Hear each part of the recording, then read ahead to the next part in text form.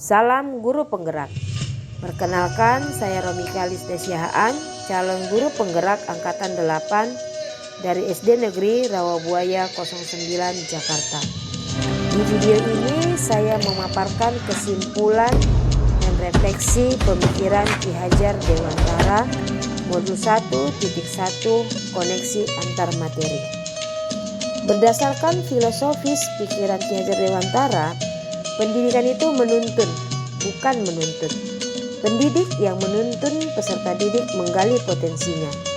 Maka pendidikan itu berpihak pada peserta didik. Dalam melaksanakan pembelajaran, pendidik menerapkan sistem emang, asih, asuh, dan asah, serta semboyan pendidikan yaitu Ingarso Sungtulodo, Ingmadia Mangunkarso, Tuturi Handayani. Pendidikan dilaksanakan sesuai dengan kodrat alam dan kodrat zaman peserta didik. Pendidikan dan pengajaran itu tidak terpisahkan. Pengajaran adalah bagian dari pendidikan. Pendidikan sebagai tuntunan terhadap segala kekuatan kodrat yang dimiliki peserta didik untuk mencapai keselamatan dan kebahagiaan yang setinggi-tingginya, baik sebagai manusia maupun anggota masyarakat. Pendidikan itu memberikan ruang bagi peserta didik agar mampu memuliakan dirinya dan orang lain serta mandiri. Pengajaran merupakan proses pendidikan dalam memberi ilmu, pengetahuan, dan keterampilan kecakapan hidup. Refleksi dan kesimpulan. Apa yang saya percaya tentang siswa dan pembelajaran di kelas sebelum saya mempelajari modul 1.1. Pembelajaran yang saya lakukan hanya sebatas transfer ilmu. Saya lebih dominan berperan daripada siswa. Disebut juga itulah teacher center learning.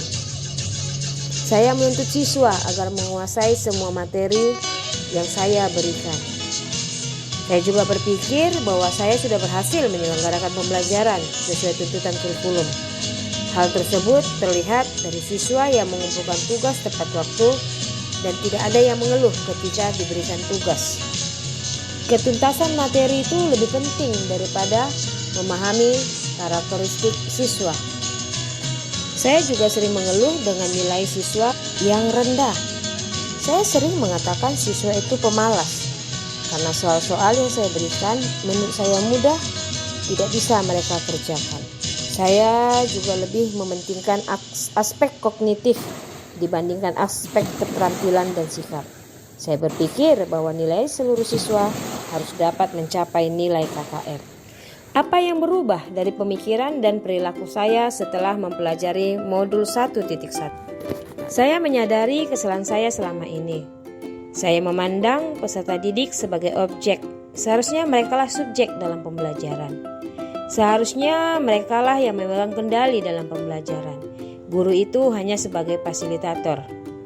Dengan ketulusan hati, menyayangi siswa, dan menerapkan student center learning untuk mewujudkan merdeka belajar bagi siswa.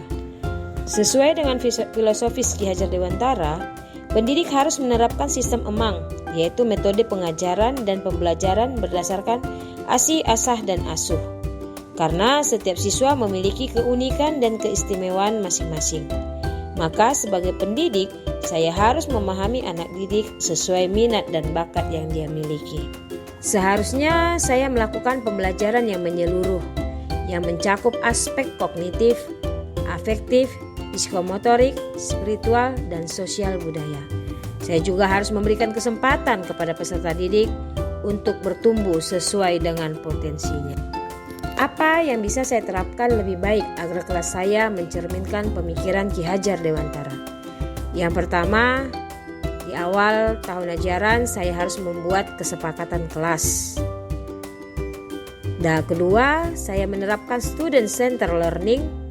Yang ketiga, menerapkan pembelajaran abad 21, yaitu berpikir kritis, kreatif, komunikatif, dan kolaborasi.